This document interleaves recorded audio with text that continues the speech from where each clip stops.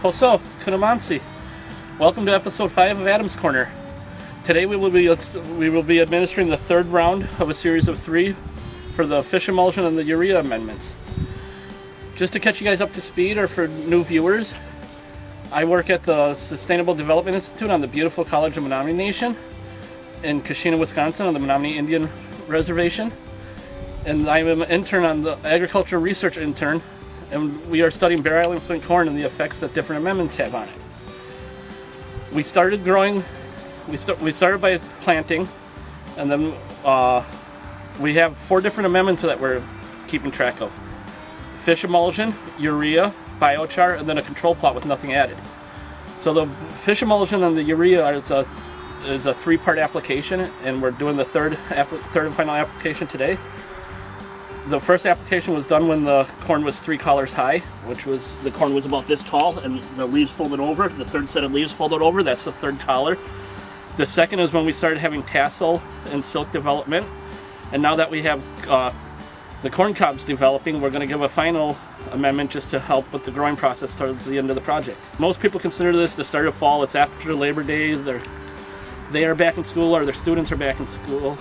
But for corn, the growing season isn't done yet. We are now in the garden. We are at a pink flag plot, which is the fish emulsion. I will be administering this 2 gallons mixed with 22.4 ounces of fish emulsion in between the 4 rows, right in the middle. That will help with the root absorption of all the plants. What we're studying with this Bear Island flint corn is we're studying how the different amendments have effect on both the biomass and the grain yield. We won't be getting results until sometime in the spring, but what we'll do is around November, when the corn's ready to be harvested, when it's at about 25% moisture content out here in the field, I will pick the corn that we need for testing. We will dry it out over winter in the greenhouse, hanging up in some nice braids that I was taught when I was over by Oneida.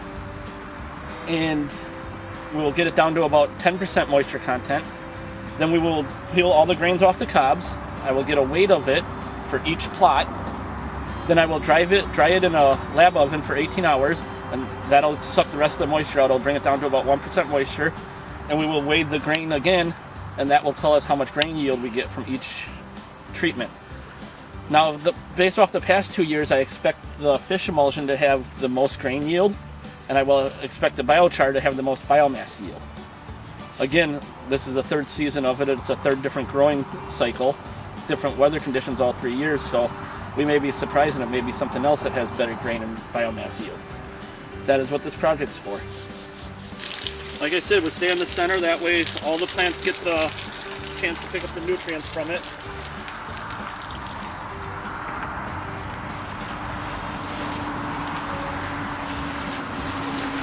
And for research purposes, we're actually just measuring the middle 2 rows. The outside rows are buffer zones. These will take up the cross-contamination from plot to plot.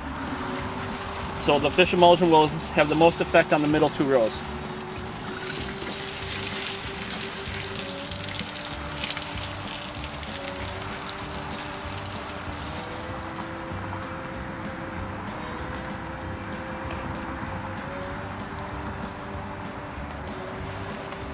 This is by far the stinkiest part of the job, but someone has to do it.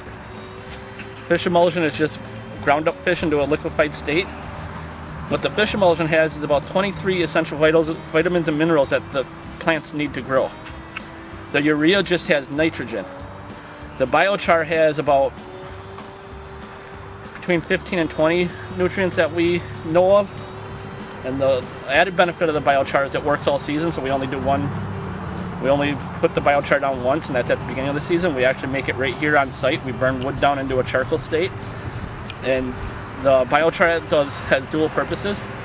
It creates a feeding environment for microorganisms, which microorganisms is what gives soil its soil health. So we're inviting microorganisms with the biochar. It also maintains moisture, so on drier summers we should have more water, which is evidenced by the moisture reading testings we take every day, that we do have more moisture in the top 3 inches of soil, and the biochar plot's longer than the other plots. Now we are doing the urea. For the urea we only need 2.5 ounces. Why 2.5 ounces compared to 22.4 ounces for fish emulsion, you ask? Well, when we first started this project, we sent our soil out to be for an analysis, and we found out that it's lacking in nitrogen. Urea has a 40% nitrogen mixture in it, where the fish emulsion is significantly lower, so we need more fish emulsion compared to urea. Now, as you can see here, we are in our orange marked plots, which is the urea. I will lay it down much the same way I did with the fish emulsion. And this is the final application of this, and what it will help our ear development for the final month or month and a half of growing conditions. Come back for episode 6, and hopefully it'll be harvest time. Have a good day. Thank you.